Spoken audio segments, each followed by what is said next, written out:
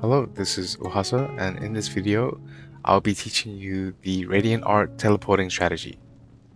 The number one Michelin Guild chefs have cooked us a 5-star dish, and this strat has caused some spicy debates on whether this is an exploit or if it's okay to use, which we will get into later.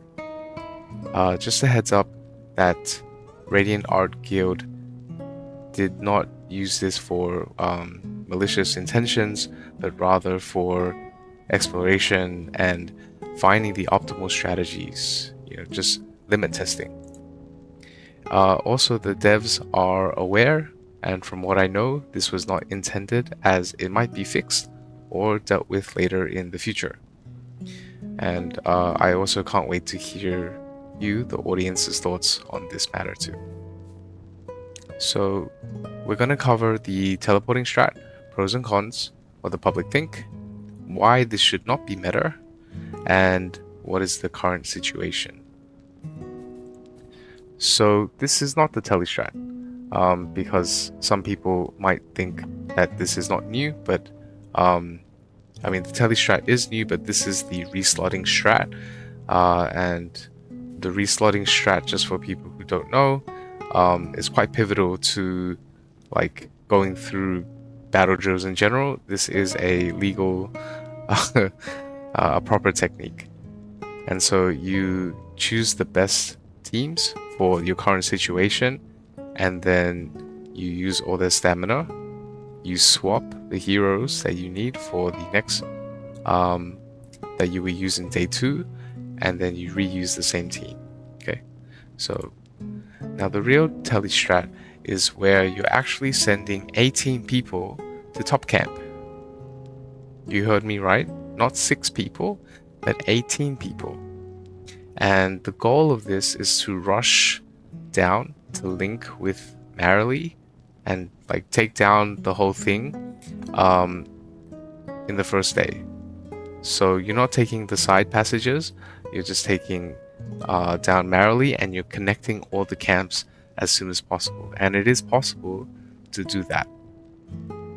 So what I'm saying is, so you know that you can have 6 people in top only, generally, with the supremacy buff, and they are the damage dealers, as you know from my previous battle drills guide. And yeah, so I'll explain how this works. Sorry about that. So on the first day, which is Thursday, the real top 6 people are gonna be on standby. Okay, they're gonna be on standby for the first 12 hours, and this will allow the 12 people from the bottom camp, they're gonna actually be joining here. And so how this actually works is you have 6 people from right camp, they join, they use all their stamina using the reslotting technique, and they push as hard as they can to reach Marilee. When they've used all of their stamina, they leave the guild, and then they rejoin the guild. And then for day 2, they come back into right camp. So that is the general gist of the strategy. And obviously you can see that this is only for whale guilds, because only whale guilds can, only strong people are able to take advantage of the supremacy buff. So by linking, and the left camp is going to stay as they are. By linking to Marilee quickly, the whole guild can unlock all the buffs to clear the field quicker. And so I will explain more details soon, but yeah, let me see. So this is what day 1 looked like. They finished the whole thing. They camped, all the camps connected and are linked up.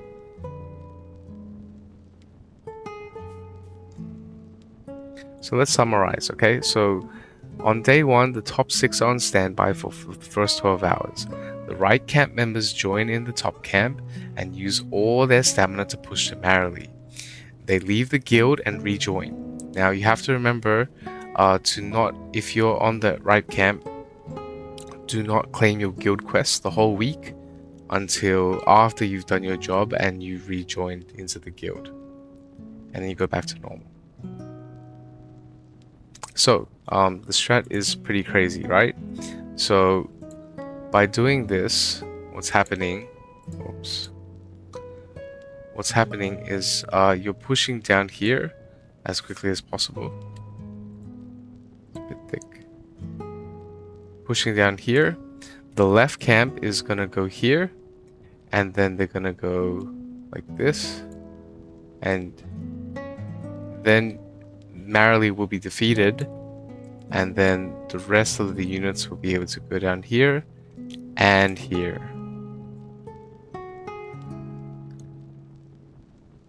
And so by taking this route, there's a lot more benefits because you can see that you're linking all the camps much faster. Okay, so why is this the case? So first of all, the route to Marley is much quicker with only 18 passageways versus and 2 mini towers plus Aeron compared to, what is this? 24 passageways, a big buff tower, 2 mini towers. That's more than this. Plus, the huge difference is the supremacy buff. And with the supremacy buff, you can go up to 3-fold the damage. You can do 3 times the normal amount that right camp normally would have done. And that is why. So we'll go to the pros and cons. So the pros is obviously what I just explained. So everyone gets all the buffs quicker. The route to Marley is quicker. And the damage is 3 times more. Obviously you have guild unity and teamwork to, like, your guild will be very, very united and cohesive if you can do this and pull this off successfully. Now there's a lot of cons to this, right? So the amount of effort of the average player reaches try-hard levels. The rewards are not worth it. Not many people are enthusiastic about the battle drills in general, and leaving and rejoining guilds might not sit well with others. The second part is that only whale guilds are able to use this strategy optimally. I mean, other average guilds could use it too, but would they be able to take advantage of the supremacy buff? And lastly, they might incur the wrath of other people because they might see this as unfair, exploiting, or cheating, and it might ruin the integrity and fair competition. And also, it is not respecting the intentions and the mechanisms of the game. So you have a lot of questions, I'm sure. I made like 2 or 3 questions that will help, hopefully, to explain. So, do you have to have 12 people from the right camp join top camp? The answer is no. I didn't finish this sentence, but the answer is no. You don't have to have all 12 members from the right camp to join. You could have 10, which is what Radiantart did. The reason why they did 10 is because the other 2 couldn't join in the first 12 hours, and they can only join after. And you don't even have to do 10. You could do 5 or 6 or 7. The fact is that the point is that you have people who are able to join into the top camp for day 1. Use the supremacy buff to help your top camp get down to Marley faster and clear faster. Question 2. Why doesn't left camp join in top camp too? So one reason is it could be that it's slower. So the buffs from the left side are quite easy to, like, it's much easier to access if you come from this route. So it's just 24 passageways and then the tower. If you come straight from top, there's quite a long route to reach that tower. Okay. It's also quite valuable what you get in here. You can get the Trailblazer or Hot Pursuit buff. And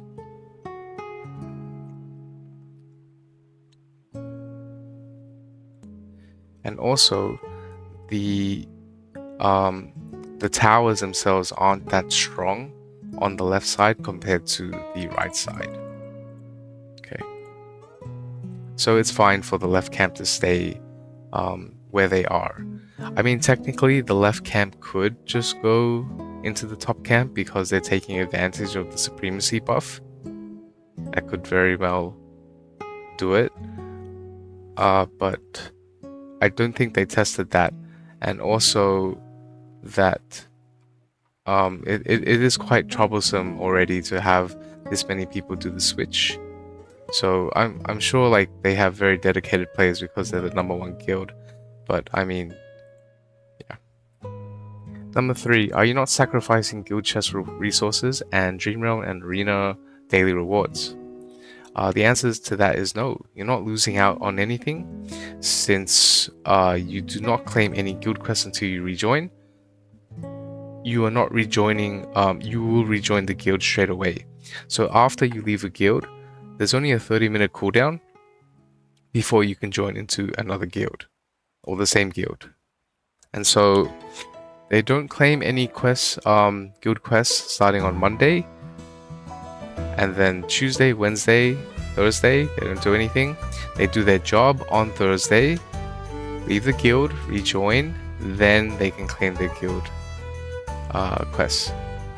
As for Dream Realm and Arena, again, like you can just be part of the guild in 30 minutes, so it doesn't, I mean, yeah, I brought this in because I saw a comment someone else bring this in. Okay, so for drama, I had a whole bunch of screenshots ready to be shown, but I made the video first, but then I wasn't happy with the outcome of the first take, so this is the second take, and I deleted all the screenshots. Anyway, a lot of people said many different perspectives from the side. What the general gist is that some people argued that this is exploitation, this is cheating. They don't sit very well with the idea of people being kicked. And then there's other people who say like this is for the pursuit of min-maxing, for the pursuit of reaching new heights, looking for new ceilings, testing the limits, finding the best optimal strategies. And so both sides are, they all have very fair points. And even though both sides were arguing, I noticed that both sides did agree that they don't want this to be long-term. They want this to be fixed. They want the game to notice, and they want it to be taken care of. So that's one thing out of, you know, if there's anything that you got out of that, it's that there is something we can all agree on. So I also agree that this should not be meta, and there's many reasons why. The first is because the Strat can be exploited to outside of the guild. This isn't tested, but it could be possible. So imagine it's not 30 members only, but it could be infinite. You could have people from your sister guild come in to the top side and help. You could have people from other guilds, from alliances, or just even enemies. You can just for fun, or just do this and just spam people in the top guild, top camp. They leave and join in day 2 as well. And so number 3, they can be spammed every day if you really wanted to. And even if there was a 30 people limit, you can still spam this. You can still spam the fact that you can go topside, take advantage of the supremacy buff, and still push. Number two, it's troublesome to pull off in general, so if it became, agreed, accepted upon, it'd still be very tricky to pull off. And number four, this is the real point where it ignores the set rules of the mode. In top camp, you should only have 6 players. I think even inside they say it's permanent. They should not be moved. And people can just choose the best buffs and the best teams for the current circumstances, then leave. So if they're facing passageways, then they choose a team based on passageways, use the reslotting trick. If they're versing a boss or they're fighting a tower, then they choose the best teams, and also not just the best teams, the best buffs for the current situation, and then they reslot and then they leave. So it's really unfair. It's not intended. This is not how it's meant to be. So for solutions, obviously a lot of people have messaged staff, messaged support, including myself. Just a side note, I recently, or just today, I was invited to join the content creator program, and I agreed, and I'm in, so yay. I brought this up because now I can also have a line of communication to support with other people as well. And I brought this up with them, and I wanted to get their opinions on this. And so I talked to someone, and after talking with them, well, this is what they said. So it's he's People11. He said, "I'm fairly certain it's unintended behavior, but I've yet to hear of any fix coming soon. We'd need to get an accurate response directly from the devs to answer this question." And let me clarify my answer first. So he's just elaborated on this because I asked him if I could share this publicly. He said, "The fact that camp space clears when players leave a guild is intended behavior. This is meant to happen, with the thinking that it will allow players to join guilds mid-battle drill runs and participate, which is because, if people leave guilds and they don't want to be in that guild or they want to switch to another guild, or they got kicked, they can join another guild easily and join into that battle drills. Now, the use of this mechanic to get more than the set limit of players in any single camp would be an incidental oversight, most likely. Otherwise, camp limits doesn't really make sense. Regardless, the devs get in office in about 12 hours. We can wait and see if we can get a more specific answer at this point. I can help explain if there's any confusion." So this is at 12:43 a.m. The time is now 3:14 a.m. Because this is my second take. So it's been 3 hours, so the devs come into the office at 9 hours, and if there are any updates, I will be sure to let you guys know, and I'll put the updates in I'll comment in this video. Okay, and then after I brought this up with Radiantart, and I was trying to have a discussion to see if we could come up with any solutions, because when people brought it up, I was like, oh, well, if I was the devs, how would I solve this situation? And it's very hard. And then Radiantart, they came up with this solution, and I just helped support it. I didn't come up with the solution, I just supported the discussion. And so there's 3 ways to do this. I mean, not 3 ways, it's like 3 things that you need to do.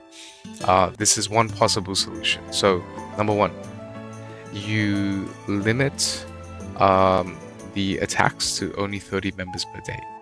Okay, so it's locked in, only 30 people, inside or outside of the guild. But you are kind of forced to only choose the people in the guild because there's only 30 members in your guild. Number 2, limit the amount of members who can join the camp to only what is actually intended.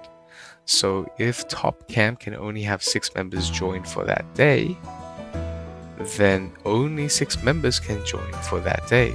So if there's a 7th member who wants to join into top camp and there is a free slot available, they can't join. They can't join because 6 members have already joined and attacked for that day. And then third, lastly, if possible, keep the members' party formations locked into the initial camp they chose, even if they leave the guild, so that if they join back, they cannot join any other camp other than what they initially chose. So say they chose the right camp, they chose their heroes and they've used their stamina, and then they leave the top camp, the right camp to join top camp. They can't join the top camp because the game has already saved and their data that they were initially in right camp, and their heroes and formations are still there. The data is still there, and so that way you cannot reuse and or recycle the same members. So that stops that from happening too. And so if they this is focusing on limitations and helping to stick with the actual rules, the intended rules and boundaries within the game. Okay, so I hope that helps. That's the end of this video.